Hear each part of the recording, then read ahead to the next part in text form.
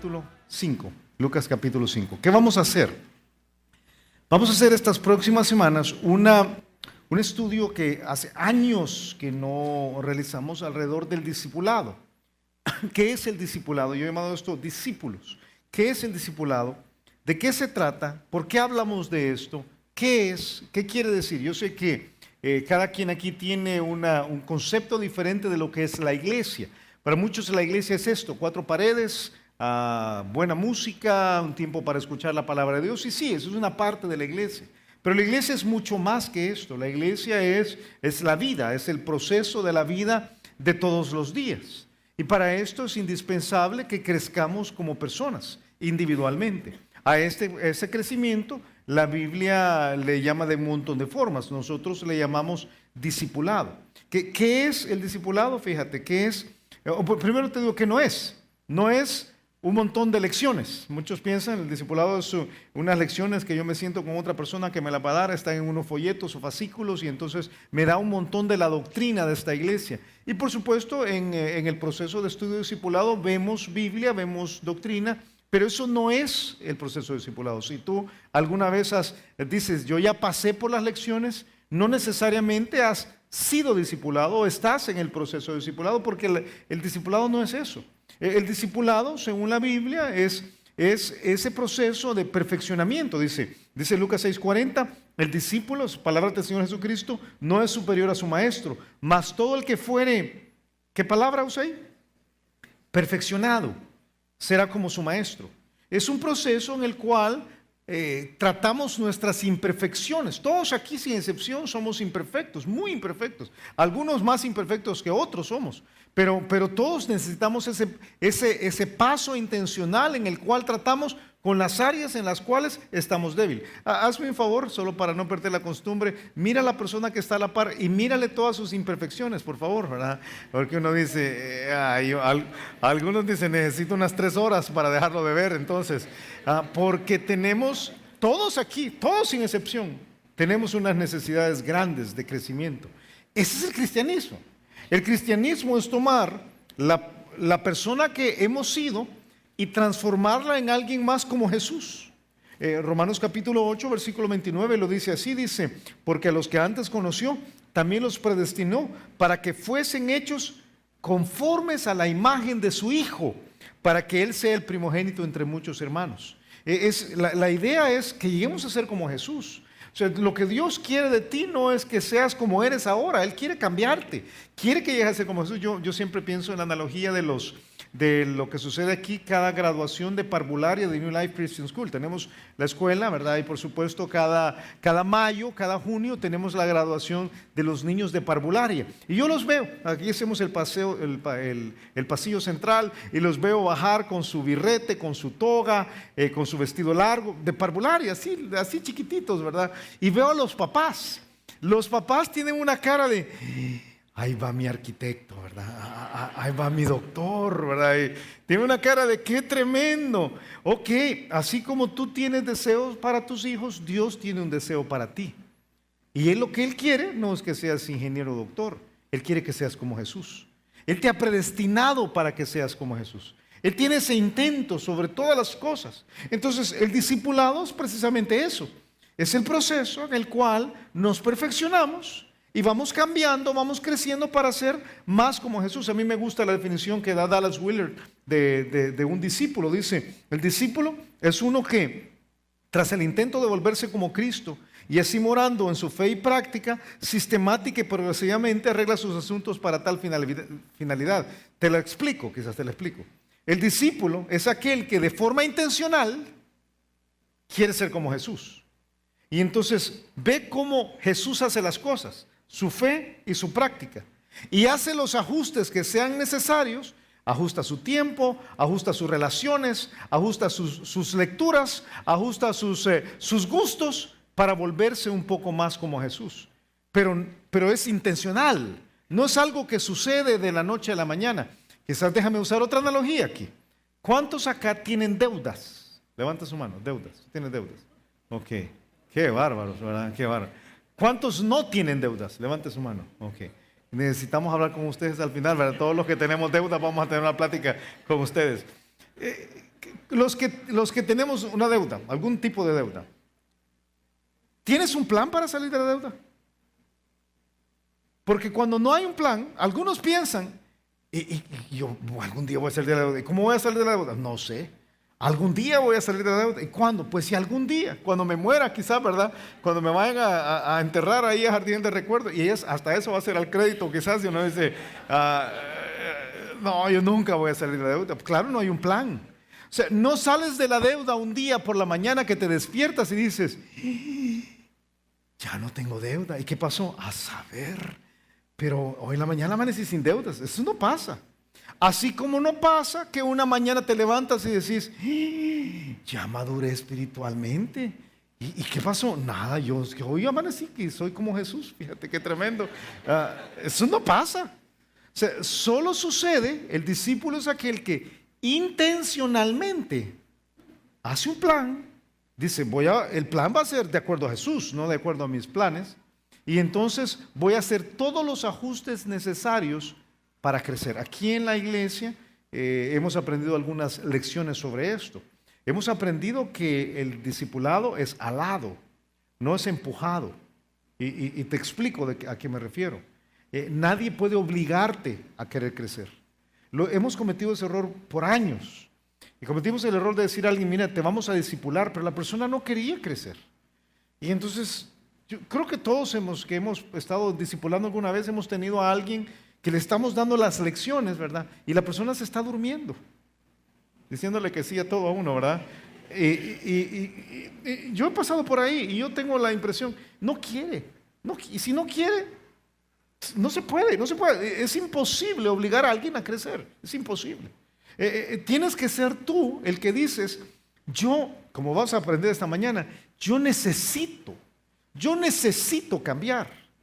Y cuando una persona necesita cambiar, entonces el proceso de discipulado se activa.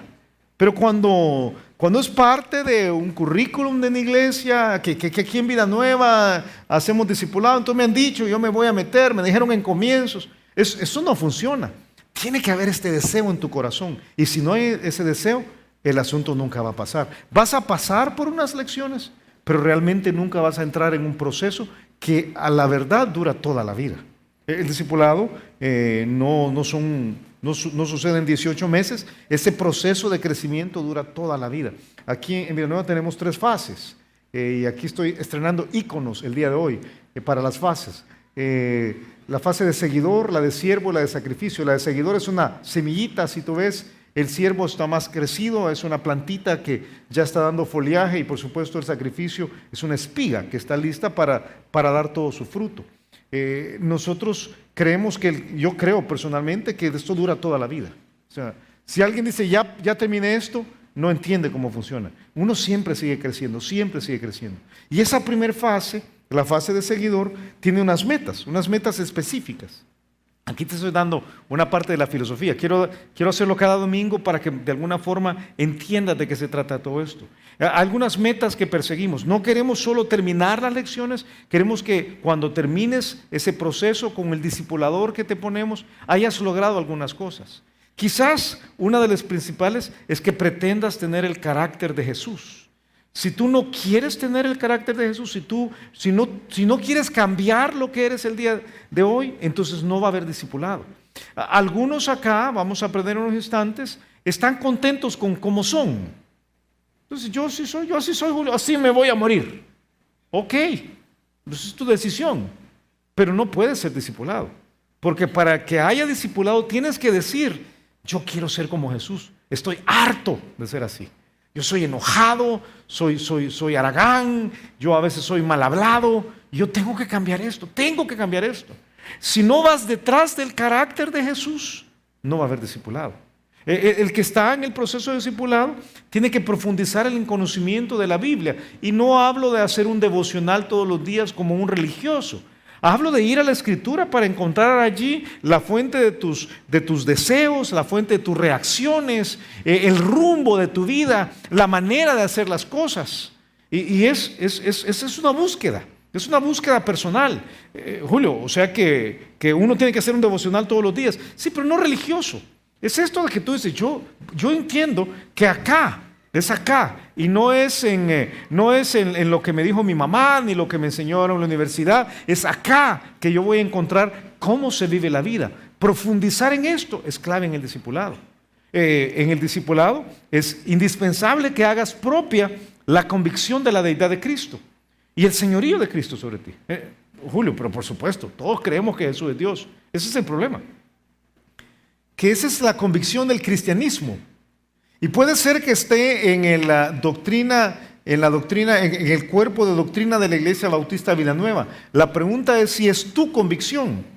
Si tú crees de verdad que Jesucristo es Dios. Porque, honestamente, si esta mañana yo voy a hablar con la Mara, con los mareros, y pregunto a los mareros de San Salvador, ¿y ustedes creen que Jesucristo es Dios?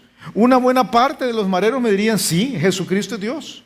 Pero eso no hace una diferencia, para nada.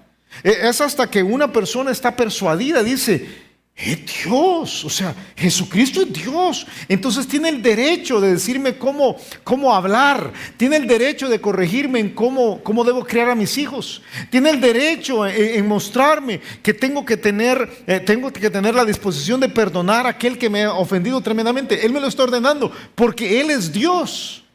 Cuando entendemos esto, estamos en el proceso de discipulado. Y por supuesto, la última meta tiene que ver con las relaciones interpersonales, que des prioridad a la comunión con otros discípulos. La iglesia es parte de esa comunión, los grupos pequeños son parte de esa comunión. Que entiendas que venir un domingo a la iglesia o escuchar por internet a una de las enseñanzas de Vida Nueva no te pone en el proceso de ser discípulo. Tienes que tener relaciones con otros. Estas 4 metas son indispensables y forman el primer paso en el proceso de discipulado.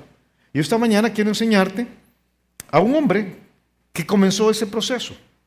Y quiero compararlo contigo de alguna forma. Que entiendas, al estudiar a este hombre, quiero que entiendas que es un error pensar que has sido discipulado si el carácter no está cambiando, si el conocimiento no se está profundizando, si las convicciones no son tuyas personalmente y si no tienes comunión con otros cristianos. Es un error pensar que estás verdaderamente en el proceso de discipulado si estas realidades, estas verdades no están sucediendo en ti. Vamos a estudiar a Leví esta mañana. Leví está en Lucas capítulo 5. Lucas capítulo 5. Vamos a hacer algo similar con cada una de las metas las próximas semanas. Vamos a estudiar a uno de los personajes que caracterizan de una mejor manera este proceso que Jesucristo tuvo con todos. Lucas capítulo 5, versículo 27 dice, después de estas cosas salió, es Jesús de quien está hablando, después de estas cosas salió Jesús y dice, y vio a un publicano llamado Leví sentado al banco de los tributos públicos y le dijo, sígueme. Ahora vamos a ir pedacito por pedacito para que entendamos. Y lo que vamos a aprender esta mañana es básico, pero es indispensable, como muchas de las cosas básicas. Vamos a aprender, fíjate, Leví nos va a enseñar que un discípulo sigue a Jesús, primero que cualquier otra cosa. Que entendamos que el cristianismo verdadero, el ser un discípulo de Jesús implica estar siguiéndolo a Él. No es haber nacido en una iglesia evangélica, no es haberte bautizado cuando estabas pequeño, no es haber levantado la mano o haber firmado un libro de un pacto. Es estar siguiendo genuinamente al Señor Jesucristo. Y para eso es importante que entendamos quién era Leví. Leví era, no sé si tú sabías, pero Leví es el mismo Mateo. Es el mismo Mateo que escribe el Evangelio de Mateo. Y cuando lo encontramos aquí, la única descripción que nos da el versículo 27 es que este Leví era un publicano. Ahora fíjate, un poco de historia aquí. Había 2 tipos de publicanos entre los judíos. Entre los romanos realmente, porque era una cuestión de los romanos. No era un republicano, por cierto, era un publicano, ni era un demócrata tampoco, era un publicano. ¿Por qué se llamaba publicano? Porque estaba sentado en el banco de los tributos públicos. Por eso se llama publicano. Él recogía impuestos. Y habían 2 tipos de publicanos, y lo que pasaba con estos 2 tipos es que unos eran empleados, el primer tipo eran empleados del gobierno de Roma. Y ellos eran como los empleados de las 3 torres aquí, para que tú tengas una idea, ¿verdad? Eran parte del sistema legal grande que Roma tenía y cobraban el impuesto sobre la renta, cobraban la vialidad, estos impuestos grandes. Pero había otro segundo tipo de publicano. El primero se llamaba Gabai, estos otros se llamaban Mocus. Que estos lo que hacían es, le compraban a Roma la deuda del impuesto de una ciudad, de los impuestos pequeños. Estos se encargaban del impuesto de transacciones, lo que ahora sería como la especie del IVA, la transacción sobre las ventas. Hacían los impuestos del transporte de mercadería, de importación, de exportación. Hacían el impuesto del traspaso de sociedades y ponían impuestos a casi cualquier cosa. Pero entonces lo que ellos hacían, el Mocus, el gran Mocus, se llamaba el mero mero de todo, iba delante de Roma y le decía, hablemos de que era San Salvador, y decía, ok, aquí en San Salvador, este mes, ¿cuánto espera Roma recoger en esos impuestos en este mes? Y venía Roma y decía, 5 millones. Entonces venía Mocus y decía, el gran Mocus decía, yo se los compro por 4 millones. Entonces pagaba los 4 millones en adelantado y él se quedaba cobrando los impuestos. Era una especie de factoraje de impuestos, si sabes algo de cómo se funciona ahora algunos de los negocios, ¿verdad? Es lo que hacía. Pero ¿qué hacía el gran Mocus? El gran Mocus tenía un montón de pequeños Mocus, que eran los que se sentaban en la mesa de los impuestos. Esos eran los que llegaban y le pedían a la gente la plata. Y estos eran, pero era la peor calaña. O sea, ellos tenían la autoridad de Roma para abrir las carteras, para abrir los correos, ellos podían entrar en las casas, ellos podían inventarse impuestos, porque el propósito de ellos era recoger, era recoger los 4 millones, si fuese el caso, más el millón extra, más la ganancia del Mocus. Entonces ellos estaban ahí si puedo usar una expresión para que nos entendamos bien, ellos eran los que renteaban a la gente. Ellos llegaban y decían, tú sos, muchas gracias hermano, gracias. Ellos eran los que iban, yo siempre tengo aquí el privilegio de tomar agua delante de todos ustedes. Y siempre pienso que sería mejor un cafecito, pero... Gracias. Es la edad, hermanos, es la edad. ¿Dónde estábamos? Estábamos con Mocus, ¿verdad? Ellos podían hacer lo que quisieran. Y eran los despreciados. Fíjate, aquí tengo una cita sobre quién era un publicano. Debido a su extorsión y a la posesión como agentes de Roma, los publicanos fueron rechazados socialmente, excomulgados religiosamente y vistos políticamente como traidores. ¿Sabes que el Talmud, el cuerpo de enseñanza judía, le permitía a los judíos mentirle a un publicano? O sea, si un publicano llega y te pregunta algo, puedes mentirle. Porque decían, imagínate, eso estaban haciendo los fariseos, pues decían, puedes mentir. Porque eran tan menospreciados. Los publicanos no podían ser jueces ni podían ser testigos en un juicio porque eran considerados mentirosos patológicos. Entonces, era lo peor. Si tú ves todo lo que se habla de los publicanos en la Biblia, Juan el Bautista le dice a los publicanos, no exijáis más de lo que os está ordenado, porque eran tramposos, ¿verdad? Dice en Lucas capítulo 19 que Zaqueo era un gran Mocus. Dice, puesto en pie, dijo el Señor, he aquí, Señor, la mitad de mis bienes doy a los pobres, y si en algo he defraudado a alguno, porque había sido su estilo de vida, se lo devuelvo cuadruplicado. Dice un pasaje más, Mateo capítulo 21 versículo 31, cuando el Señor Jesucristo está escogiendo a lo peor de la sociedad para compararlo con los fariseos, dice, ¿cuál de los dos hizo la voluntad de su padre? Hablando de dos que habían tomado decisiones diferentes. Dijeron de ellos el primero. Jesús les dijo, de cierto os digo que los publicanos, ¿y quién dice? Está a la par de las prostitutas. Dice, los publicanos son como las prostitutas.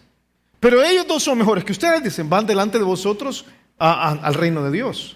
O sea, que entiendas quién era Leví. Leví era, si puedo usar palabras salvadoreñas, era el marero que rentaba a la gente que todo el mundo menospreciaba porque ya venía a quitar dinero. Ese era Leví.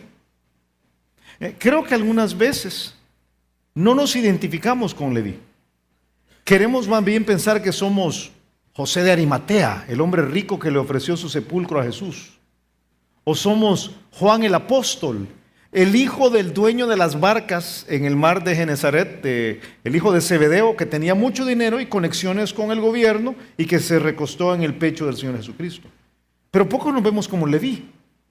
Y yo quiero esta mañana que te pongas en el papel de Leví, porque es la única forma de entender el proceso de discipulado. Leví necesitaba un cambio. Él necesitaba un cambio. Y lo que él vio cuando Jesucristo se le acercó y le dijo, sígueme, fue una oportunidad. La oportunidad de dejar de ser eso, esa parte última de la lacra social que había sido toda su vida. O sea, él había crecido en este sistema corrupto y estaba metido en lo más profundo de la corrupción cuando oye que un rabino, que eso es lo que es Jesucristo, le dice, sígueme. Ahora, poquito de historia aquí, porque tú y yo cuando pensamos en Jesucristo pensamos en el Rey de Reyes, Señor de Señores, segunda persona de la Trinidad que se encarnó para ir a la cruz y pagar por nuestros pecados. Y eso es Él. Pero los que caminaban con Él no veían esto. Los que caminaban con Él veían a un rabino que tenía una escuela de seguidores. Y a estos seguidores les estaba enseñando cómo vivir la vida, porque eso es lo que hacían los rabinos. Formaban a las personas. Pero a diferencia de lo que nosotros hacemos el día de hoy, cuando Jesucristo, como rabino, andaba reclutando a los suyos, Él se hacía una pregunta. ¿Sabes qué? Ahora cuando alguien va a seguir a Jesús, básicamente la pregunta que hacemos es, ¿quién quiere seguir a Jesús? Esa es la pregunta.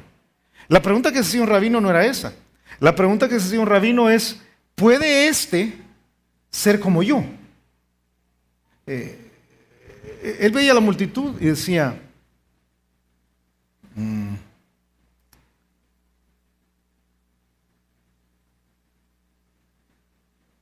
él puede ser como yo. Ven, sígueme. Eso sí. El día de hoy es el que quiera que venga. En el tiempo del Señor Jesucristo era escogido. El rabino tenía que preguntarse, ¿puede esta persona que yo voy a escoger realmente llegar a tener mi forma de vivir la vida? Y él descartaba, el rabino descartaba. Por supuesto, lo que hacía la mayor parte de papás es que preparaban a sus hijos desde pequeños para que los rabinos les escogieran. Y uno ve la historia, cuando uno ve la historia judía es impresionante. A los 5 años los niños a veces se habían memorizado una buena parte del libro de Levítico, una buena parte del libro de Levítico. Y sabían de memoria todos los mandamientos. A los 8 años habían memorizado casi toda la Torah, casi todo el Pentateuco. A los 13 años eran expertos en el Talmud y a los 18 años estaban dando sus propias interpretaciones del Talmud. Entonces eran a estos a los que los rabinos decían, él puede ser como yo. Ahora imagínate a un marero a que el Señor Jesucristo le dice, tú puedes ser como yo. Es una oportunidad. Creo que la mayor parte de nosotros no vemos el cristianismo como eso. Algunos hasta es posible, aquí esta mañana, en un grupo de este tamaño, es posible que algunos sientan que le hacen un favor a Jesús. O sea, yo voy a ir a la iglesia hoy. O sea, Jesús tiene que darme algo porque hoy voy a ir a la iglesia. Era todo lo contrario en ese tiempo. Era una oportunidad, la oportunidad de oro de salir de donde estabas, de hacer un cambio genuino en tu realidad. ¿Qué hacía el discípulo con el discipulador? ¿O qué hacía el rabino con el discipulador? Le enseñaba todo. Le sacaba de donde estaba. Ahora quizás entiendes pasajes como este. Juan 8:12 dice, otra vez Jesús les habló diciendo, yo soy la luz del mundo. El que me sigue, aquel al quien yo le he dicho, sígueme, no andará en tinieblas, sino que tendrá la luz de la vida. O sea, esta persona que ha decidido responder a la invitación de Jesús para ser como Él, tiene la oportunidad de salir de una vida oscura en la cual ha estado en toda su realidad desde que es pequeño y ver la verdadera luz. Decía Jesucristo, el que me sigue tiene ese privilegio. El que me sigue aprende de mí. En Mateo capítulo 11, versículo 29 dice, llevad mi yugo sobre vosotros. A propósito, yugo no es un pedazo de madera en este caso. Yugo es el cuerpo de enseñanza de un rabino. Dice, yo les voy a enseñar cómo se vive la vida. Dice, y aprended de mí que soy manso y humilde de corazón. Y les conviene, dice, el que es escogido para esto, hallaréis descanso para vuestras almas, porque mi yugo es fácil y ligera mi carga. Leví vio una oportunidad de oro de cambiar. Yo te pregunto si la ves tú. Fíjate. A veces necesitamos ponernos en los zapatos de Leví para reconocer lo mal que estamos y la necesidad que tenemos. Porque si no, si tú dices, no, Julio, yo no tengo que cambiar. Yo no tengo que cambiar. Yo sé que algunas cositas, ¿verdad? Pero en términos generales, la que tiene que cambiar es mi esposa. A ella disipúlela, por favor, ¿verdad? Porque ella tiene una gran necesidad. Mientras tienes esa actitud, mientras piensas que todos los que tienen que cambiar son los que están a tu alrededor, es mi papá el que tiene que cambiar, es mi jefe el que tiene que cambiar. No, mire, son mis hermanos son unos intolerables, son ellos los que tienen que cambiar. Mientras estás en ese proceso y no ves como una oportunidad el seguir a Jesús, ir tras sus pisadas y aprender de Él, nunca pasas por el discipulado verdadero. Puedes pasar por algunas lecciones, pero realmente tener el ejemplo de Jesús, tomar el ejemplo de Él, fíjate. No de tu discipulador nada más, no del pastor, no de los otros hermanos, de Él. Es Él la meta. Juan capítulo 13 dice, porque ejemplo os he dado, para que como yo os he hecho, vosotros también hagáis. Ese es un ejemplo de vida. Y yo pienso, aquí tienes un par de ilustraciones de ese tipo de discipulado. ¿Has visto? Las has visto. ¿Has visto en los talleres de mecánica? Siempre hay un chico que está aprendiendo mecánica. ¿Has visto, verdad? ¿Qué hace ese chico? Lava las tuercas, guarda los chuchos, ¿verdad? O sea, pero ahí anda el niño, ¿verdad? Ahí anda el niño. Yo lo veo y después de unos años, ese niño es un mecánico. Ahora, ¿cuántas clases teóricas de mecánica le dieron los mecánicos jefes? ¿Cuándo has entrado tú a un taller y has visto que hay un salón de clases con aire acondicionado donde hay un maestro mecánico dando clases de combustión interna, ¿verdad? Y de cómo funciona un pistón? Eso no pasa. ¿Cómo aprenden los aprendices de mecánico? ¿Cómo aprenden? ¿Saben cómo aprenden? Número 1, de metidos. ¿Y eso cómo se hace? ¿Eso cómo se hace? Mete ahí, ¡ay! ¿Verdad? Para que no lo vuelvas a meter, te digo, ¿verdad? Así aprenden los aprendices mecánicos, es la forma. Y aprenden viendo cómo hace las cosas su maestro. ¿Cómo se aprende el cristianismo? Sí, yo sé que hay una parte que es aquí enseñado, pero hay una parte que es acompañando a alguien que está más adelante que tú, que está siguiendo a Jesucristo. Ese es el discipulado. Tengo la otra, quizás es una mejor ilustración todavía. Mecánica todo el mundo conoce, pero no sé cuántos saben lo que es un luthier. Un luthier es una de esas profesiones casi perdidas. No es un carpintero, no es un ebanista, es una persona que repara instrumentos musicales. Pero necesita una capacidad no solamente manual, sino que necesita la capacidad también del oído, del gusto. Y hay aprendices de luthier. Y uno dice, qué tremendo, porque un luthier cobra caro. Un buen luthier cobra muy caro, ¿verdad? Algunos podrían decir aquí, sí. Si cuando mandamos a reparar algo de esto, no tiene un clavo y un martillo, vamos a ver cómo repara una guitarra. No, pero toma años aprender a ser un luthier. Y es por un proceso de discipulado. Alguien aprende, pero tiene que querer. Mira, tú estás llamado a seguir a Jesús. La gran pregunta es si quieres. Porque ¿qué hizo Leví? Lucas capítulo 5. La segunda cosa que aprendemos aquí. ¿Qué hizo Leví? Versículo 28. Dice, ¿y qué hizo? ¿Qué hizo? Lo dejó todo. Y dejándolo todo, se levantó y le siguió. En el cristianismo de hoy, ¿sabes qué habría pasado? Sí, Señor, yo acepto a Cristo. Aquí te veo el otro domingo. Cuando pases, aquí voy a estar en el banco de los tributos. Pero sígueme. Sí, te sigo, Señor. Estoy con vos. ¿Qué hace Jesús? ¿Qué hace Leví? Se pone de pie, abandona todo su sistema de vida. Fíjate, clave.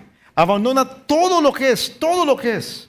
Abandona su forma de pensar, abandona el grupo criminal en el cual estaba metido, en el cual subsistía estafando a las otras personas y golpeando a las otras personas para darle dinero al que estaba más arriba, protegiéndose de los que estaban alrededor. Dice, yo ya no quiero seguir en esto, yo salgo de este proceso y quiero seguir a Jesucristo. Dice que dejándolo todo, se levantó y físicamente en este caso le siguió. Yo te propongo que era una renuncia consciente a su sistema de vida, a su manera de pensar como publicano. Mira, no hay discipulado mientras eso no pasa. Mientras tú no tomas la decisión de decir, la mera verdad es que yo he estado equivocado todos estos años. Honestamente hablando, si yo pudiera llegar delante de ti, verte a los ojos unos instantes y preguntarte, mira, ¿cuáles son los 5 principales errores que has cometido? ¿Cuáles son los 5 principales? Y algunos podrían decir, Julio, 1, 2, 3, 4. No tiene una hoja de Excel, ¿verdad? Voy a ver cómo la vacío ahí, ¿verdad? Porque yo cometí una gran cantidad. ¿Sabes por qué has cometido esa cantidad de errores? Porque no has sabido cómo tomar decisiones. Porque has operado en base a pensamientos equivocados. Porque aprendiste de la vida, te metiste en un sistema que no era el correcto. Viene Jesús y te dice, sígueme, yo te voy a enseñar cómo se vive la vida, te voy a enseñar a tomar decisiones, te voy a enseñar a cambiar, te voy a enseñar a cómo funciona la familia, te voy a enseñar cómo se usan las finanzas, te voy a enseñar cómo tratar a las otras personas, te voy a enseñar a quién es Dios, te voy a enseñar a quién adorar, te voy a enseñar cómo debes verte a ti mismo, te voy a enseñar toda la vida. Y tú dices, está bien. Dejo todo lo que he sido y ahora quiero eso. Es esto lo que se requiere para el discipulado genuino. Es un reconocimiento que yo he estado equivocado y no voy a posponerlo más. Yo creo que un problema grande de muchos de nosotros es que estamos diciendo, sí, algún día voy a cambiar, Julio. Como la deuda hace un ratito, ¿verdad? Algún día voy a salir de deuda, algún día voy a cambiar. A mí me impacta el contraste que hay entre Leví, que dice, sí, yo me levanto, dejo todo, ahí que quede. O sea, habrán otras ratas de ese piñal que se van a sentar ahí en ese banco de los impuestos. Yo lo dejo y me voy siguiendo a Jesucristo. El contraste entre él y los que están en Lucas capítulo 9, por ejemplo, da 3 páginas adelante. Y dice en Lucas capítulo 9, en pasaje que es escuchado en otros momentos, dice, versículo 57, yendo ellos, uno le dijo en el camino, Señor, te seguiré a donde quiera que vayas. En este caso es él el que está diciendo, yo te sigo, ni siquiera fue invitado. Y le dijo a Jesús, las zorras tienen guaridas y las aves de los cielos nidos, mas el Hijo del Hombre no tiene donde recostar la cabeza. Le dice, mira, seguirme no es fácil. Que entiendas esto, seguirme no es fácil. Si de verdad quieres ser un cristiano, no es fácil. No es una vida cómoda. Aquí vas a tener que negarte a ti mismo. Y entonces le dijo a otro, sígueme. Él le dijo, Señor, deja que primero vaya y entierre a mi padre. Ahora, si eres como yo, lo que lees en este pasaje y te imaginas es, este hombre, el papá se le murió anoche. Y lo tiene ahí el cadáver en la casa o en la funeraria. Dame por favor 24 horas, voy a ir a enterrar a mi papá y mañana te vengo a seguir. Pero si ves los tiempos del griego, dicen los estudiosos, lo que él está diciendo es, mi papá todavía está vivo. El día que mi papá muera, yo te sigo. En algún momento en el futuro. Luego le dice en el versículo 61, entonces también dijo, por eso Jesús le dijo, deja que los muertos entierren a sus muertos y tú ve y anuncia el reino de Dios. Versículo 61, entonces también dijo otro, te seguiré, Señor, pero déjame que me despida primero de los que están en mi casa. Si eres como yo, lo que te imaginas es que él va a salir corriendo, le va a decir al de la casa, adiós, ya me voy a seguir a Jesús. Pero ¿sabes qué está diciendo? Mis hijos todavía están en la casa. Cuando mis hijos crezcan y yo pueda despedirme de ellos, les dé una profesión y puedan salir de la casa, entonces te voy a seguir, Señor. En unos años, más adelante. Entonces Jesús le dice, ninguno que poniendo su mano en el arado mira hacia atrás es apto para el reino de Dios. Es ya. Mira, no es sino hasta que tú dices, yo tengo una necesidad ya. Si yo tengo que cambiar ahora. No hay proceso de discipulado. Si no hay la disposición de decir, yo tengo que cambiar ya. Ya no estemos hablando del futuro, ya no estemos hablando de que algún día voy a cambiar, de que cuando sea viejo, que cuando crezca, que mire, que cuando entienda. Ya, yo necesito cambiar ya. O puedes decidir no cambiar. Y te voy a decir algo con muchísimo respeto. Te puedes quedar como eres y ser uno más de la masa mediocre evangélica que llega a las iglesias estos días. Y decir, yo voy a la iglesia y que le den gracias a Dios que soy evangélico. Pero yo cambiar no quiero. Esa es la diferencia entre aquellos que están siguiendo verdaderamente a Jesús y los que tienen una religión. Los que tienen una religión se ven y dicen, hay que cambiar. Hay que cambiar. Y mira, ¿cambiar para qué? Yo creo que es cambiar para encontrar el potencial pleno que Dios tiene en cada uno. Uno tiene que preguntarse sobre Leví. ¿Para qué? ¿Para qué dejar lo que era seguro? Te soy honesto aquí, esta mañana estoy tratando de ser tan honesto como sea posible. ¿Sabes? Hace un rato pregunté quiénes eran enojados. ¿Verdad que pregunté quiénes eran enojados? No. ¿Quiénes son enojados aquí? Levante su mano. ¿Quiénes son enojados? No me hagas así. Ok. Yo voy a decir, ¿sabes por qué eres enojado? Pero pudiéramos ir por cada área de carácter que necesitamos. Pero te pongo esto. ¿Sabes por qué eres enojado? Es que mi papá era enojado. No. Eres enojado porque te funciona. Por eso eres enojado. Te funciona. O sea, tú has aprendido que si llegas a la casa y decís, ¿y por qué no han quitado esto? Quítenlo ya, apúrense. Ahí van los niños y lo quitan. Y te funciona. Si yo el día de hoy te digo, mira, llega y le decís a los niños, niños, por favor, arreglen la sala. Tú decís, no, hombre, usted no conoce a mis hijos, ¿verdad? Si a esos hay que tratarlos con el látigo y la puya, ¿verdad? O sea, ¿no? Entonces has aprendido que te funciona. Has aprendido que si gritas en tu casa, te funciona. Has aprendido que si le pitas duro y hablas duro a la persona que va manejando adelante, te funciona. Que si tratas mal a tu empleado, te funciona. Si de repente Jesús te dice, deja esa forma de pensar y pasate a ser como yo, que soy manso y humilde de corazón, tu reacción inmediata va a ser, uy, no, porque no me funciona. No me funciona. Y es riesgoso. Seguir a Jesús es riesgoso. Cambiar lo que ha sido, que te ha funcionado. Aquí a otros podría decir que son tramposos. No voy a preguntar que levante la mano quiénes son tramposos, porque van a hacer trampa y no la van a levantar. Entonces, mejor, ¿para qué lo pregunto, verdad? Esa es lógica. Pero algunos aquí son tramposos. Otros aquí son malcriados. O sea, cada quien tendría su área donde necesita crecer. Y le ha funcionado. Le ha funcionado. Es miserable, pero le ha funcionado. El Leví dice, yo estoy dispuesto a cambiarlo todo. Y lo deja todo y se va detrás de Jesús. Y lo que pasa con Jesús, entre Jesús y él, es algo que yo puedo, fíjate, yo puedo explicártelo, pero no lo entiendo. Ajá. A veces uno hace algunas cosas así, ¿verdad? Uno puede explicar algo, pero no lo entiende. ¿Sabes qué hace Jesús? Lucas capítulo 5 sucede más o menos al año y medio del ministerio de Jesús. Desde el principio, Él ha escogido una escuela de seguidores. Ahí está Pedro, está Juan, está Jacobo. Todos, o muchos de ellos eran seguidores antes de Juan el Bautista. Ahora están en el proceso con Él y lo han acompañado. Fueron a Caná, a las bodas, Él convirtió el agua en vino.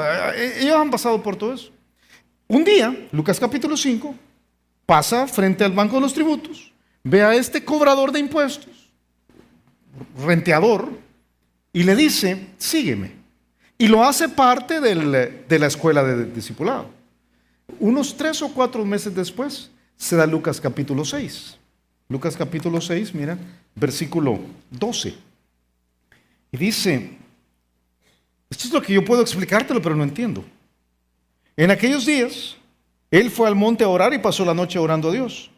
Y cuando era de día, llamó a sus discípulos. Sus discípulos son esos 400 o 500 que andan con él. Ahora Leví está ahí adentro. Y dice, y escogió a 12 de ellos, a los cuales también llamó apóstoles. A Simón, a quien también llamó Pedro, a Andrés, su hermano, Jacobo y Juan, Felipe y Bartolomé, todos clásicos. A Mateo. A Mateo, a Leví, al que acaba de llamar. A Tomás, Jacobo, hijo del Alfeo, Simón, llamado el Celote, Judas, hermano de Jacobo, y Judas Iscariote, que llegó a ser el traidor. Quiero que me entiendas lo que está haciendo Jesús ahí.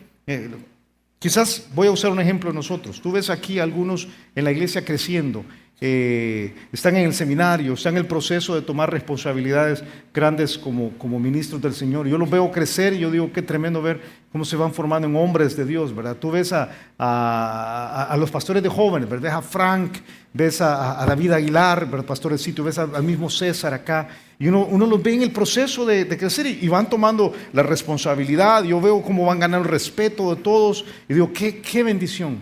Pero ¿qué pensarías tú si el día de hoy entrara por esa puerta un marero lleno de tatuajes al que tú conoces porque te ha renteado y levantara la mano y recibiera a Jesús? Y dentro de 3 meses, en el Koinonía, me vieras que estoy imponiendo manos sobre el marero diciendo, él va a ser nuestro próximo pastor, junto con todos los demás. Yo creo que algunos dirían, ¿qué le pasó a Julio? O sea, yo entiendo que él ponga manos a otros, pero ¿qué le pasó a él? ¿Y no hay un pasaje allá en Timoteo que dice que no hay que imponer las manos con ligereza? ¿Cómo funciona? Eso es lo que yo no puedo explicar. La única razón que yo puedo pensar es que Jesús vio el potencial de Mateo. Él sabía que sentado en el banco de los tributos, aquel individuo despreciable tenía un potencial increíble. Porque Él puede ver nuestro potencial. Mira, Él escribió el libro de Mateo. Dice, alguien escribió, Leví escribió el libro de Mateo y resultó ser un autor prolífico escribiendo el evangelio más largo del Nuevo Testamento.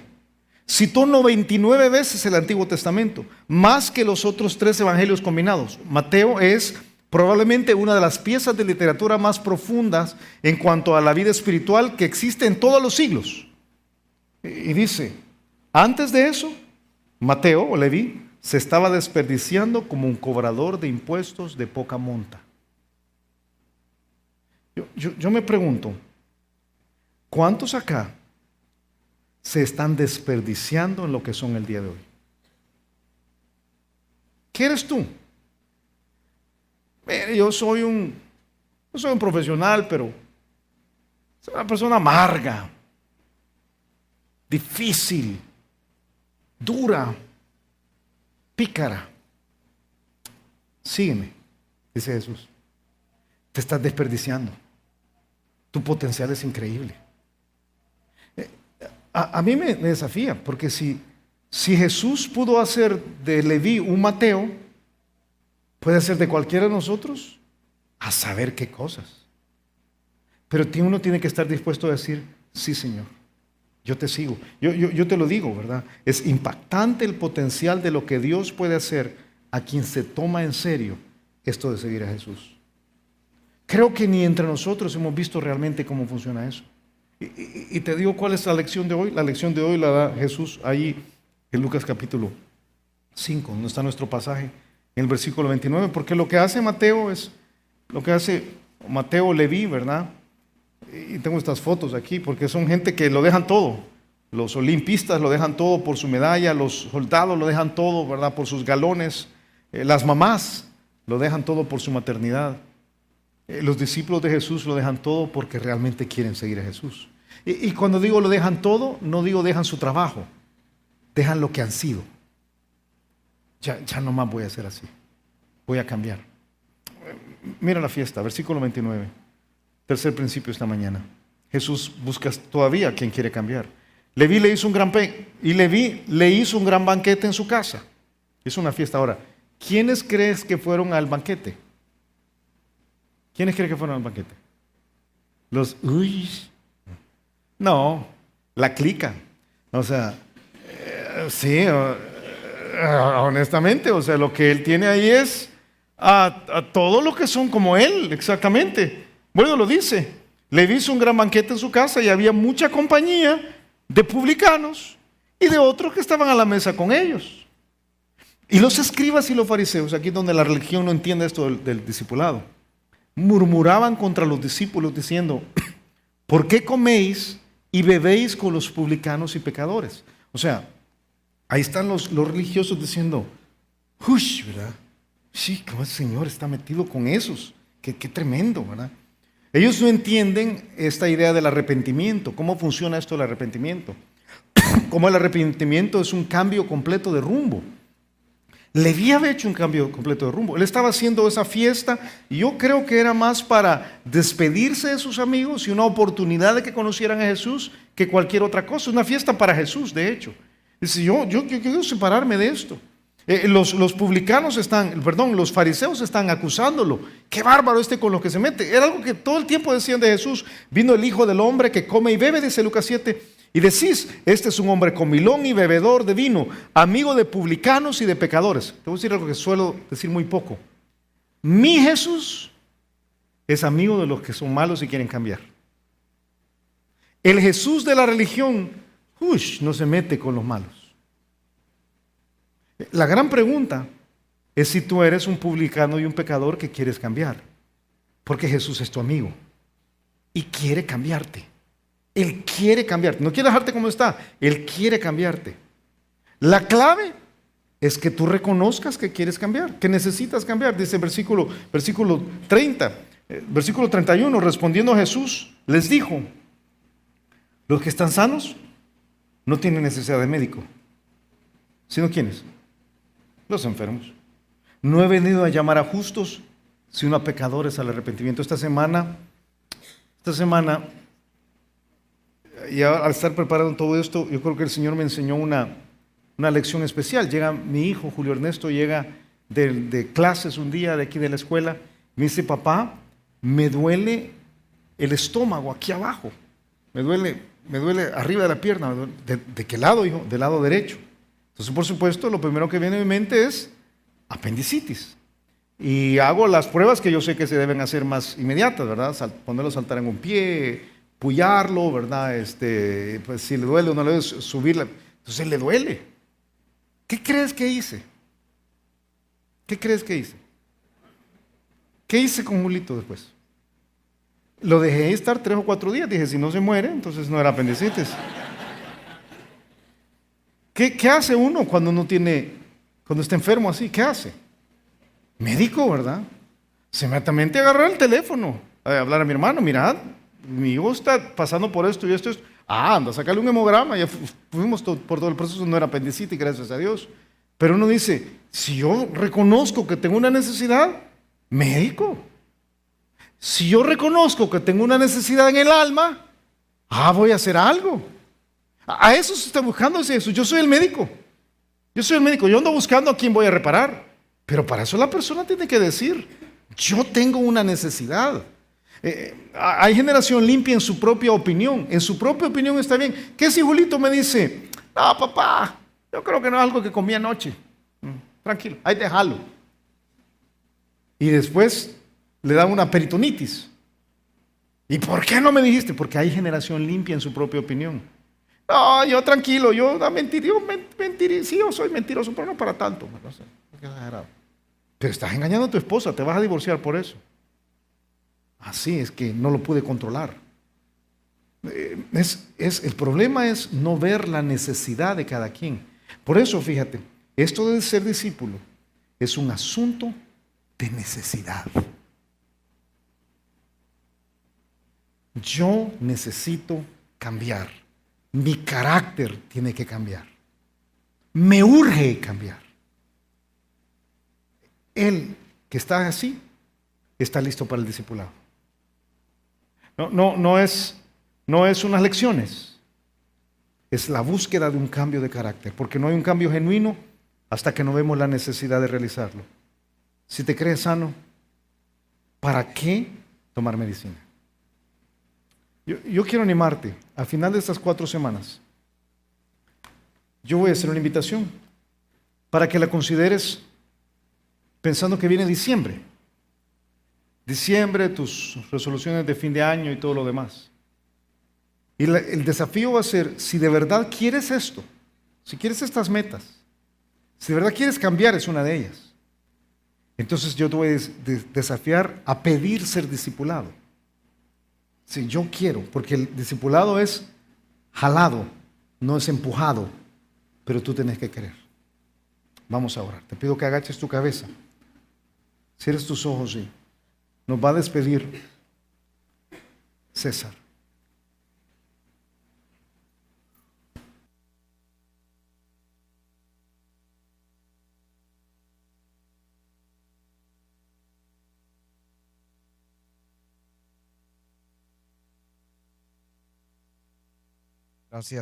Gracias Señor por tu palabra, gracias una vez más por mostrarnos tu amor y tu misericordia, Señor, a través de cada mensaje, a través de recordarnos lo que necesitamos para poder hacer los ajustes necesarios en nuestra vida. Gracias Dios por tu Hijo, gracias Señor porque ahora tenemos un amigo, porque tenemos un rey, porque tenemos un maestro. Gracias Señor porque tu palabra es eficaz y nos muestras a través del llamado de Leví cómo tenemos esperanza en ti. Al ver reflejado este pasaje, Señor, de cómo tú llamaste a Mateo para ser tu seguidor, nosotros entendemos claramente, Señor, que también tenemos esperanza. Así como tú utilizaste a este hombre, ahora tú nos quieres utilizar a nosotros para poder impactar nuestro mundo. Señor, entendemos que hay muchas áreas de nuestra vida en las cuales todavía necesitamos cambiar, pero que en ti sabemos que se puede. Padre Santo, gracias por tu palabra. Gracias por desafiarnos a un cambio, a parecernos, a poder tener esa imagen como tú, poder llegar a ser como tú, Señor. Queremos cambiar nuestra vida. Esta mañana te pedimos, Señor, que podamos cambiar nuestro carácter, que podamos cambiar, Señor, nuestra forma de pensar y poder tener cada día más conocimiento de ti. Te pido, Señor, que podamos atesorar las convicciones necesarias para que nuestras actitudes en nuestro diario vivir puedan ser diferentes. Señor, queremos tener comunión contigo, queremos ser tus seguidores, queremos entrar en este proceso de moldear nuestra vida con las convicciones, con el pensamiento de tu palabra. Te agradecemos, Señor, porque esto demanda un cambio total, un cambio radical. Y esta mañana tú nos has desafiado, Señor, a través de tu palabra que lo podamos hacer. Yo te quiero pedir, Señor, porque cada uno de los que aquí estamos podamos